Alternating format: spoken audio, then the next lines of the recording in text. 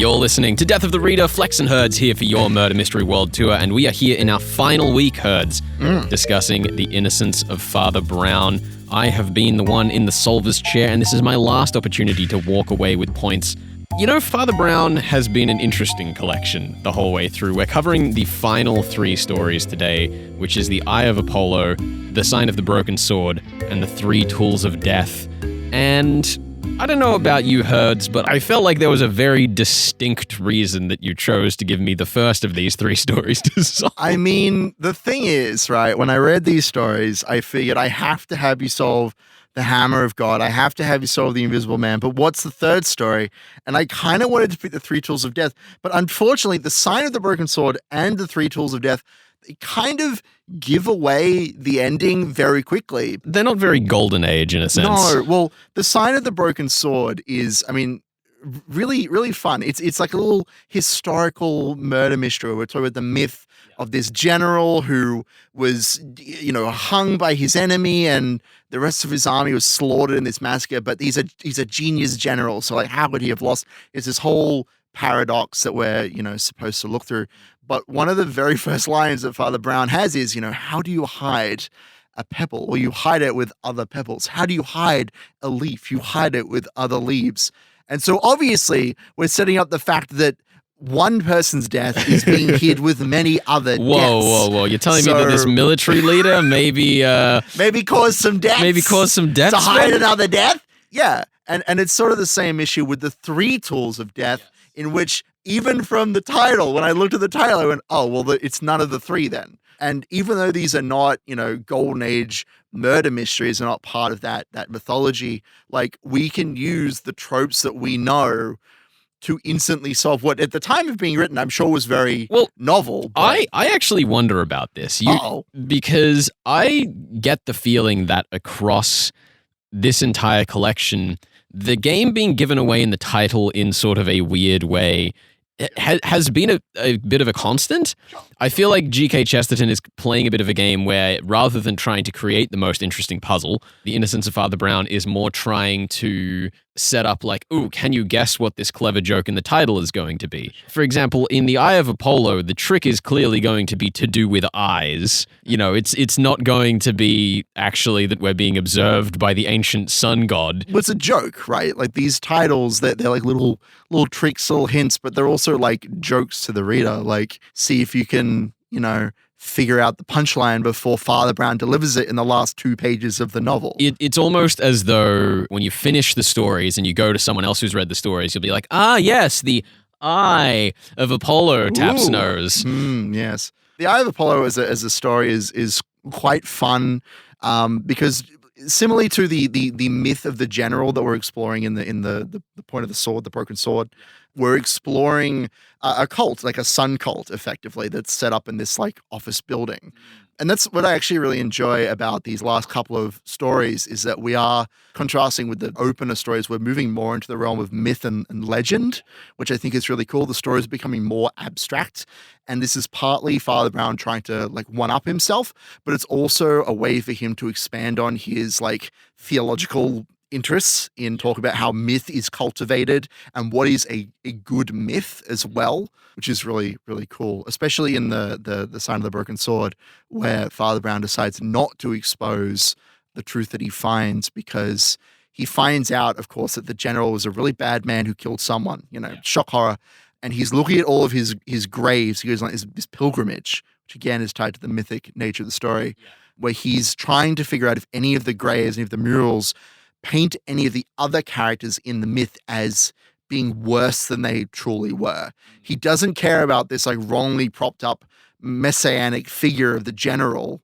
He cares about tarring the image of the other characters in the myth. Yeah, there's also something very reminiscent of a critique here, where there are plenty of murder mystery stories that have preceded this, some that we've read on the show, pause for effect, where we've sort of dealt with that whole idea of like pilgrimage and overseas war and the implications of death there. And Chesterton is kind of using Father Brown in that sense to look at the spiritual side of that, which I guess he feels has been underdone in previous reflections of this sort of theme, where we're not talking about the like meaning of what these generals have done overseas so much as that they just happen to be in an interesting location. The whole idea that Father Brown and Flambeau go on this journey, it's kind of a core tenet of Father Brown's character, that he is seeing the full story through the people he's investigating's eyes rather than just kind of putting the clues together. That point of going to great lengths as well, because obviously he's always biting his nails and humming and hawing and looking stressed when he's like trying to figure out how keenly felt someone's sin is, right? So when the murderer does a sin, do they feel guilt? Do they try to put the blame on a madman so that no one will be harmed? That sort of thing. But in this story, we see a very physical manifestation of that attempt to understand, because the person he's trying to understand is dead. He can't sit in the confessional with them and interrogate them. He has to physically go to these locations in order to satisfy his own sense of judgment on this person. If he doesn't go to the end of what evidence is attainable by his human body, then he doesn't feel like he's done a good enough job, right? Well, there's also this very interesting thing at the end of The Sign of the Broken Sword where they like return back to this tavern at the end. They have a little drink, and Father Brown's giving his final thoughts on the thing. And it's this weird thing where it's like a return to home as well that gives them context. You know, there is that guidepost that Father Brown is always returning to. And for him, it is religion and this image of God and his connection with the common man. For Flambeau, I don't know. What is it for Flambeau? Well, Flambeau, because it's like evolving for him over the collection, right? Well, Flambeau's a funny one because he is that common man. Yes. He is that sinner that Father Brown has spent his whole life with, and he is teaching Flambeau. Right. And also because we're Flambeau, don't you get it? We're being taught by G.K. Chesterton. Archetype. We've figured it out. We're being taught by G.K. Chesterton about the myths of the world and whether they're justified or not, and the nature of sin, all this cool stuff, in the same way that Flambeau is learning from Father Brown. And so for Flambeau, his closing thoughts of this story are around, this sickens me. Yes. The idea that this myth can still be perpetuated, we need to put a stop for it. But Father Brown says, well, if there's more good than bad that's come of it, because he ascertains, and this is the twist of the story, is that the other paradox is, why did the general only hang one of the captives? Why did he only hang the opposing general?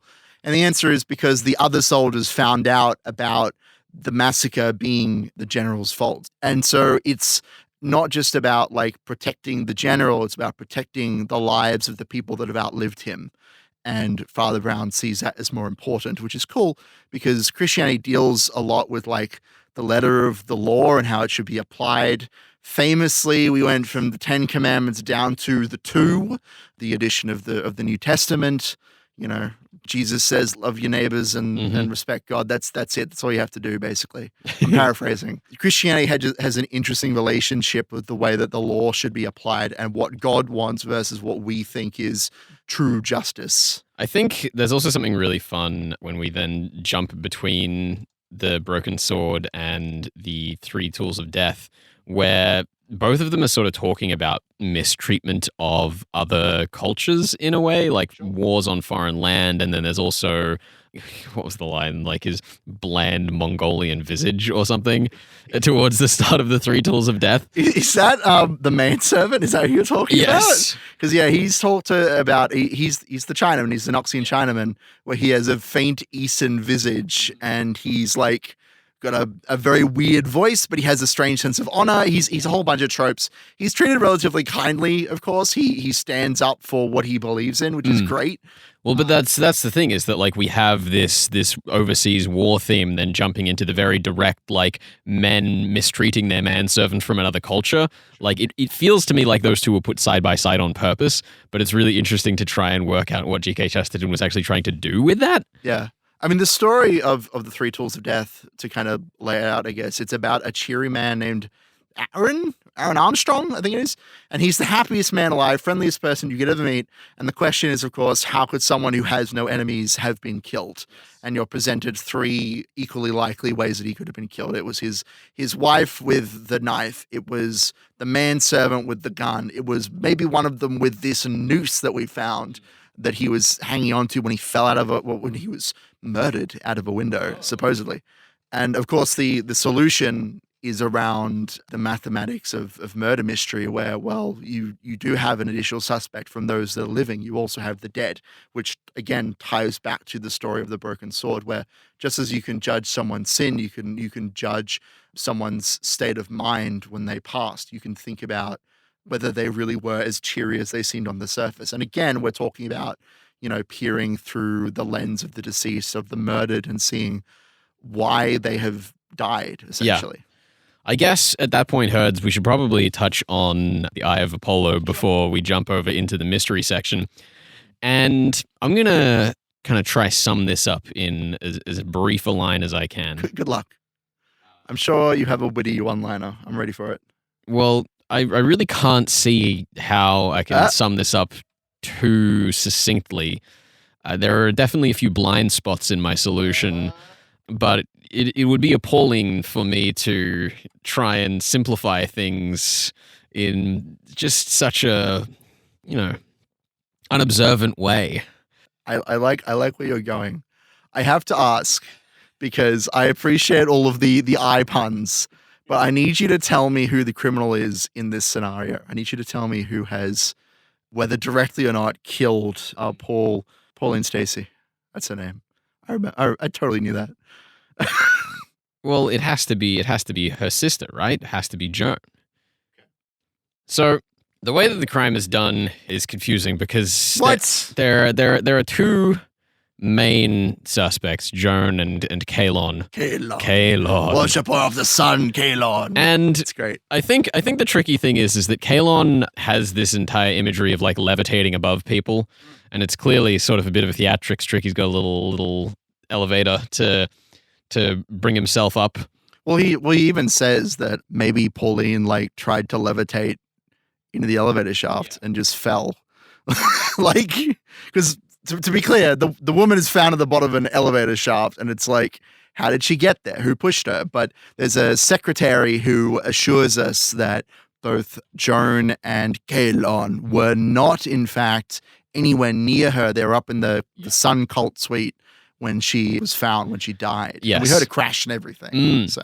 Well, but I mean, the obvious thing there is that Kalon is basically telling us what he's done, which is that he's like made Pauline go to the lift, and then because she, as you might have been able to tell from my collection of puns, is blind. What's crazy? Wandered into the now empty shaft where Kalon had been when he summoned her. Right. So Kalon is the killer then. Well, but the trick is this, is that both of them are sort of guilty in a way because Joan and Kalon both want the money that their family has, right? I don't know whether they're working together. I'm going to try kind of put this one on myself on the spot. Good luck. But I think that they've killed her because they have somehow gotten her out of the will, basically, is probably the most succinct way to put it. And I'm not entirely sure. I guess the fact that they're both blaming each other, and the fact that Kalon points out that she might have tried to levitate in the shaft makes me think that Kalon might have done it thinking he'd secured the money and not realize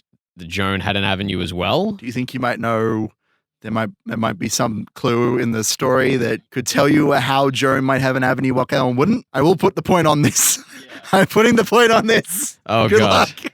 Because if you just say both suspects are guilty and leave it at that, I will be very disappointed. That's that section where they're talking about how Pauline had to finish signing, and it kind of parallels the whole idea where talking about the conclusion.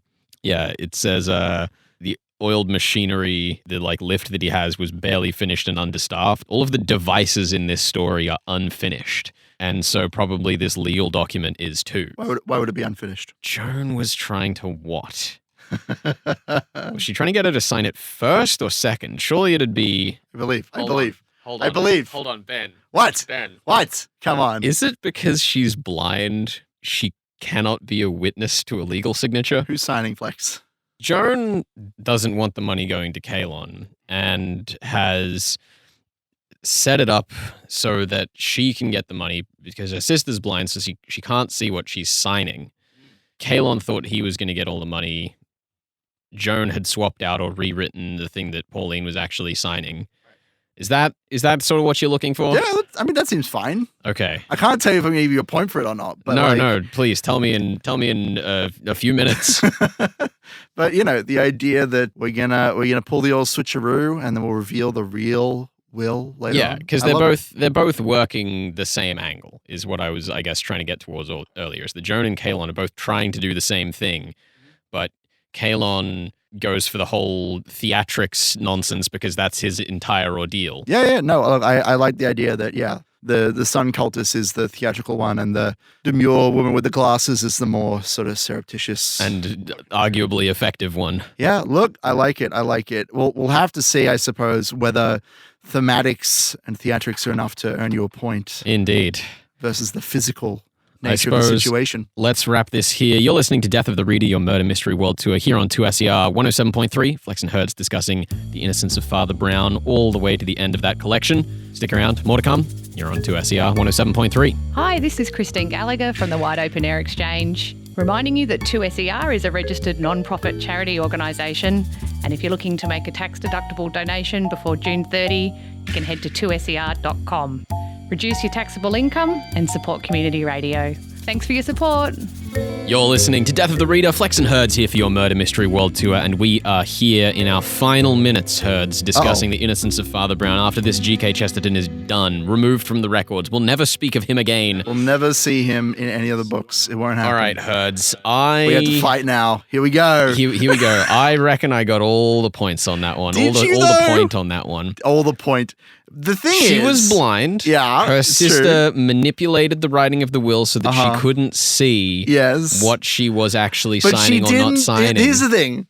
I understand that they were both about the money. That angle is correct. But your assertion that they were both like using a similar strategy is incorrect, because she was not asking her sister to sign a different will. In fact, she signed the actual will just with a pen that had no ink in it, which that was the physical scratchy, truth. Yes. Yeah, that's what the scratches on. I mean, look, you've read the story, so she left the scratches on the will because of the lack of ink in the pen. That's why the will is only half written rather than missing or. You see, the thing I guess that incomplete confused me in another way, that Father Brown kind of writes out as like fate in the end, which I suppose I should have expected from Father Brown, is he's like, but as fate would have it, the fountain pen she thought was empty still had a tiny little bit of ink, so there's still a little bit of her signature. Well, that's not fate. That's her attempts at I'm sure that Pauline has some way of like feeling that there's ink in the pen. She like taps it in. I mean, this isn't expressed in the text, but like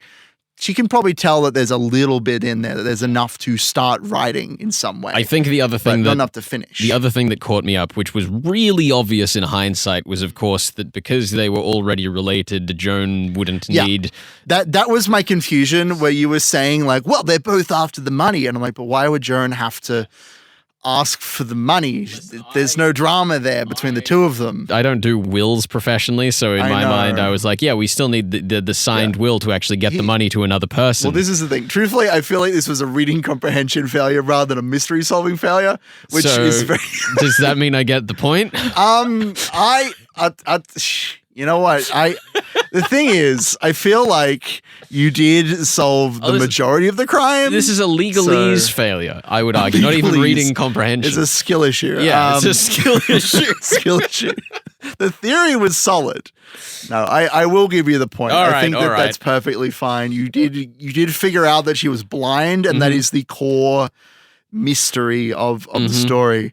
Although I will say, to kind of transition here into the best part of the story, Father Brown amazes Flambeau by figuring all of this out and laying it all out. And Flambeau says, wow, it only took you 10 minutes to figure out that Kalon was guilty. He's like, oh no, I figured it out straight away. I figured that out when he didn't react to the crash. Like that very first moment, he sees a man with sin, a man with foreknowledge, and deduces that man is a bad un. He's just not sure how yet, which is mwah. I love that he like solves the crime backwards. So good. I feel like that was probably the best I knew it all along solution we got from this collection. I think the best part is it's not I knew it like from the beginning of the story. It's like I came to you to expose you because I know your secrets. Because that's a trope, right? That's a trope in murder mystery where like the detective knew from the beginning who the bad guy was. That's also why this is the best I knew it all along solution, is because it is him actually hunting it down rather than just kind of letting it happen. He figures out that there is a problem immediately through his intuition, through his understanding of the criminal mind, which is a classic tactic in these stories. And from there, it's about extrapolation and rationalization of the facts. The fact being that Pauline was blind. Now that we've gotten to the end of this collection, Herds, you've heard my solutions for 3 of these stories. We've rambled about a lot of them. I guess since we're in the mystery section, comparing it to Puzzle's golden age-iness, what do you think this like kind of stacks up with? Because some stories one way, some stories the other. There's not like a huge...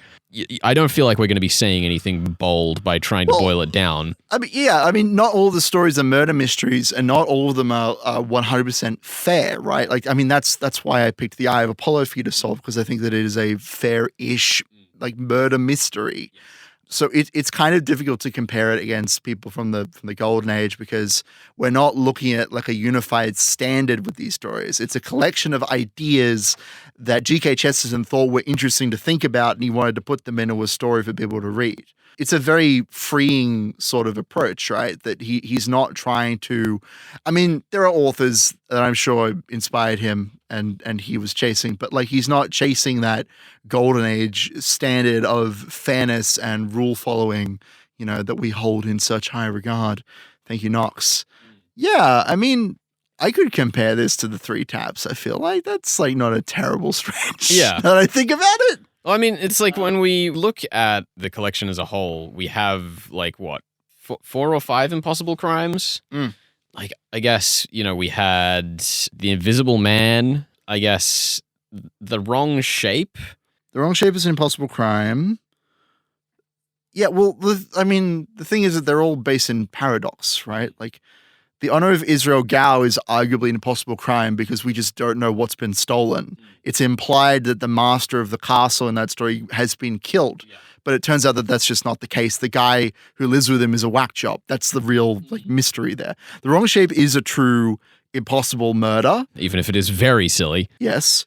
The Hammer of God you could stretch as being an impossible crime, even though it's very... It doesn't dwell... It's skewed along the lines of like gender comparison and the size of a hammer. Like it is an impossible crime as it's presented, but it's not like a proper locked room. Yeah. The Eye of Apollo is an impossible crime.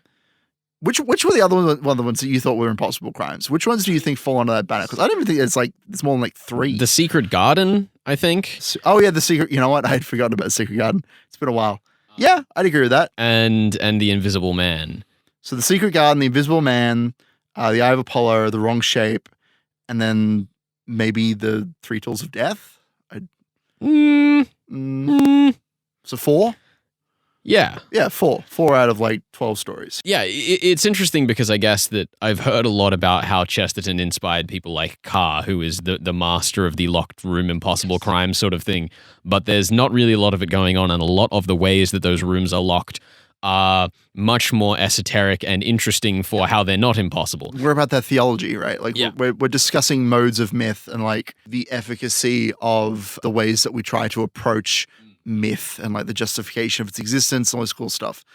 It's a very big brain sort of collection of stories is what I'm trying to say. Well, the other thing that's interesting about it is even though it always comes back to Father Brown's ability to relate to the common man and this sort of thesis that sin is transparent in a way, or sin is opaque, I guess. Sin reveals itself, right? Yes. It felt to me like there was actually a lot of nuance about having the same link each time. Like, he did a good job making it feel as though that was a character trait of Father Brown rather than a cheap trick he was pulling over and over again, which I think is really down to the very interesting atmospheres that he creates, down to the weird absurdities in every story. And also I think the fates of the characters that he exposes, because he always shows to the reader the sin. He like solves the mystery, but like in the Hammer of God, the villain turns himself in, and in Prince Saradine, the villain gets away with it.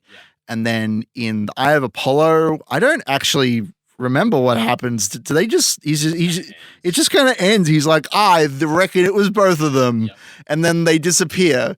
Like we take Joan getting the money as like a positive resolution because she outsmarted the bad guy. Yeah, well, she didn't. Which is she strange. Didn't kill anyone. She didn't. Well, I guess but she kind of knew he was going to kill her sister. I suppose that's she's true. implicit in her murder. That was the other thing that I think tripped me up. Yes, is that I didn't feel like she should have known that was going to happen. Well, that's the thing. She is implicit in the murder, and yet Father Brown doesn't confront her. It's just kind of treated as like, isn't it tricky how they both did the crime? And then we don't really confront anybody. It's bizarre. But yeah, I think that, the fact that lots of different villains either get away with it or are redeemed or go to prison. Like Flambeau is the best example, of course, because he turns from being the villain of the first couple stories into the Watson character. Yeah. Like, it's not just about Trixie catching the criminal, aha, I got you. It's Father Brown has used his intuition and his detectiving to figure out what's going on. Yeah. What's he going to do with it? How's he going to respond? And how is this person going to respond based on the crime that they committed and their wants and needs? I think the other thing that was really interesting is that so many of these assumptions about the way that sin presents itself and makes itself apparent make a lot of assumptions that I think have really held weight through history, like they're sort of saying that the pattern here is in human nature. But there's so many other things through the story where there's a lot of assumptions that G.K. Chesterton is assuming we will make based on culture of his time. Like there's that line at the end of The Eye of Apollo where they say, oh yes, and the Stacys were the sort of person to use a fountain pen. Yep. And maybe that's a thing that still exists today. I feel like weird nerds with collecting habits are the sorts of people who would use fountain pens these days. Correct me if I'm wrong, weird nerds with collecting habits. Do you use a fountain pen? Please. Maybe. Just email us. Maybe I do. Maybe you do. No, I agree with that. I mean, I definitely think that like there are other clues you can use to kind of make those assumptions. But well, the other one, the big one, was in The Honor of Israel Gow. There's a lot of things that were presumed to be gold, but we wouldn't know. Yeah, I wouldn't know they were gold. Yeah, like the fact that the Holy Cross was gold plated in the book that was ripped out, and the like dust. I even remember what the dust was called, but the dust that is like, why would you keep this powder in the ground? Oh, it's supposed to be kept in gold basins. Yeah, but at the same time, that kind of lends to that story's atmosphere. You can sort of reverse engineer it because of the nature of the tale, so that one's not a big problem. But I definitely wonder how that would have felt back when it was written, opposed to how it reads now. I wonder if people would have solved it immediately. Who knows? Honestly, I suppose Herds. All in all, I enjoyed Chesterton a lot, and I enjoyed Chesterton in a way that I really didn't think I would. I'd heard a lot worse things about Chesterton than ended up really coming to fruition here, and maybe that's from later collections. Are you talking about the anti-Semitism? Because that wasn't good. That wasn't good. I'm not saying there are some noses described and some strange financial decisions being made, which is not great, but there's enough else going on in the story that I think a bunch of people who described Chesterton to me had only described that previously. Well, weirdly, it's more evident in like his opening stories or like the first half of the stories. I feel like it gets better as it goes along, which is always good. So I don't know, maybe the next collection of stories is a progressive set of tales. I don't know. Maybe I'll have to read them. Mayhaps. It's about time that we wrap up and I tell you what you're reading next. What am I reading next? After by myself. Many months. Yes. Is it happening? It's finally happening. We're finally taking flight on the winds. So, as it were. Months ago, we spoke with Brad Friedman of Our Sweet Mystery and challenged him to solve the Millhouse Murders by Yukito Ayatsuji. He's been very quiet ever since. He's plotting. The second book in the Mansion Murder series. And it got held up. It got held up because international release dates conspired against us. We thought that we were going to get to this as like our third book of the year. And then we found out the Australian release was later. Then we found out the US release was even later than that. It's been fun, though, trying to like grab all the books to do in the meantime. I really enjoyed this stretch. So we are finally making our way over to the second of the Mansion Murder series, The Millhouse Murders by Yukito Ayatsuji. You will be reading Herds with Brad Friedman as his co-solver, chapters 1 to 5. Yeah, I'm super ready to unmask the criminal. I want to let you know, Herds, that I think I knew the solution to this one before I opened the first page. What? That's wild. And I will explain myself in coming weeks. Okay, well, I'm excited to just not even figure it out. Just to be like, I have no clue, because the real answer was staring me in the face the whole time. That is a very effective pun. I know. I'm looking forward to collaborating with Brad. I think it'll be a good old time. This is Death of the Reader, your Murder Mystery World Tour here on 2SER 107.3. We will be back with the Millhouse Murders next week. Stay tuned. You're on 2SER 107.3.